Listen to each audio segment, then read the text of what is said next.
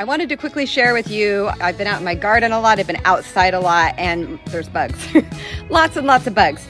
And my favorite thing that I have used, and I've used this for years because I really hate bug spray. I hate how sticky it is, I hate how toxic it is, I hate how it smells, I just hate everything about it. So I'd rather go without most of the time, but then I found TerraShield. So I've had this for a few years, and it has 2 different options here.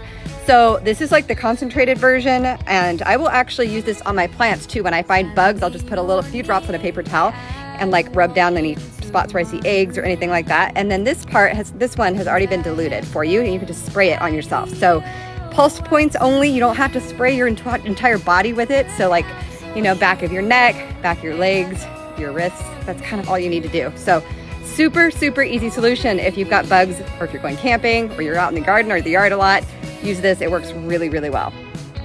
The other thing you're gonna love about it is that it smells like cedarwood. So that's actually a scent most people like. That's all it smells like. Works so well, and it's totally non-toxic, totally natural.